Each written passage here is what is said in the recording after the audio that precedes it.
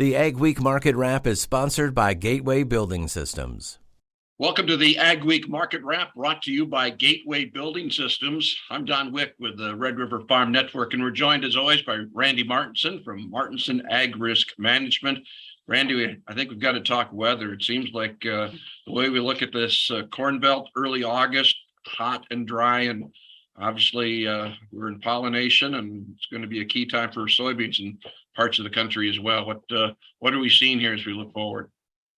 Yeah, you're right. I mean, this week was definitely dominated by the weather forecast and the expectation for the August to bring in much above normal temps and below normal precip for the Western Corn Belt. It looks like it's going to be kind of a scorcher, and then when you throw in the heat index, then we start getting temperatures well over 100, close to 110, 115 in some areas. It's going to be pretty stifling. And you're right. The soybean crop is going to be in the critical crop development stages. We're looking at the trimming of the potential of soybean yields, and that really, influenced the soybean market this week with August gaining over $2. It's in delivery, so it's not really impacting cash price a lot. But even the deferred contracts up well over a buck 50, and it spilled over to help the corn market as well. Kind of amazing, kind of retracement we've had from where we were just a couple of weeks ago. Oh, it is. I mean, it's kind of goes to show just how much volatility there is in this market, and just how much we need to, get that product. I mean, supplies are tight. World supplies are tight for all of the commodities, and it just enhances the need to get a good crop in the U.S. And any kind of a concern or weather issue or production issue is certainly going to push these markets. In our region, we had the Wheat Quality Council Spring Wheat Tour this past week. The crop scouts surveying throughout North Dakota and dipping into Minnesota and South Dakota as well. What's your takeaway from what you heard from the tour participants? Wow. That's quite a yield potential that's out there. And I know they're looking at what the potential of the crop is. And right now, I mean, the crop does look nice and it does look like it has some decent potential. It is, a little bit behind, about 3 weeks behind. So we're going to need quite a bit of time to get this crop to maturity. We're already starting to see some harvest results taking place, down here or out over here in the east as we're starting to see some small grain harvest start. But the crop potential is there now. Whether or not Mother Nature is going to cooperate with us to get us all the way to the bin. Randy, I always like to bring up some of these world events. We certainly have what's going on with the war, the ongoing situation in Ukraine. Taiwan in the news. We hear Speaker Pelosi talking about going to Taiwan, which always makes China a little bit nervous. How are some of these outside events impacting the marketplace? Quite large. I mean, especially when you look at the Ukraine and the Russian deal with trying to get exports moved out of the Ukraine ports. Of course, they made last week we wrapped up the market.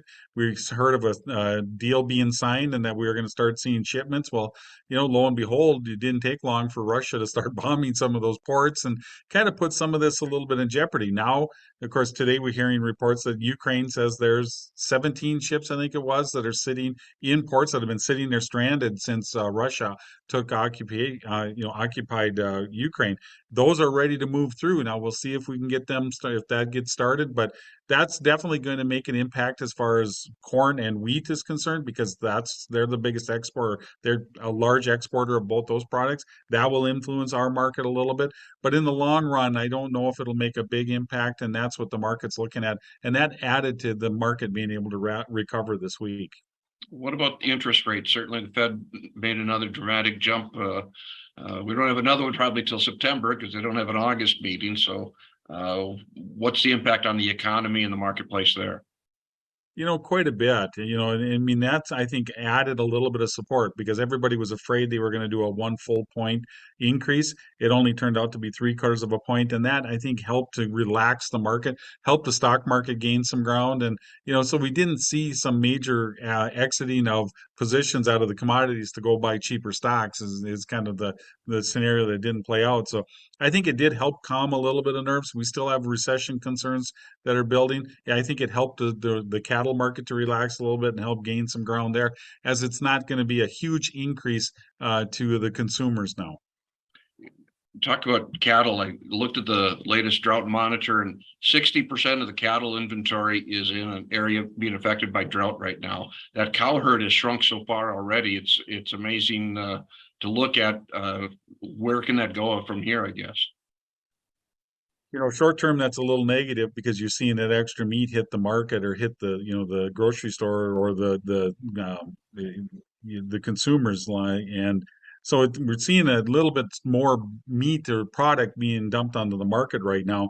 Long term, this is friendly. Right now I'm friendly cattle going into the long term side of things. Short term, I think live cattle see a little bit of more strength. Feeders might see a little bit of trouble because supplies are going to start to increase at the auction rings because guys are going to start pulling the cattle off again and start looking at weaning and bringing cows in.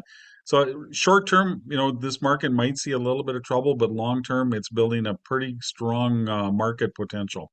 What about lean hogs? Because the demand there's been pretty good on the futures side and cash, Demand frankly. has been the demand. I mean, as far as the futures market, yeah, we're sharply higher. We rallied the month of July with some pretty good strength again. Again, and we're looking at still some herd reduction, just like we're seeing in the cattle market. That's helping to support it, and we still need the protein, so that's kind of helping drive the prices right now.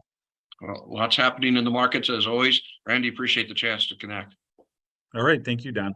Randy Martinson, Ag Risk Management. Of course, for markets, market analysis, you can always tune into your Red River Farm Network radio affiliate or find our information on rrfn.com. The Ag Week Market Wrap is sponsored by Gateway Building Systems.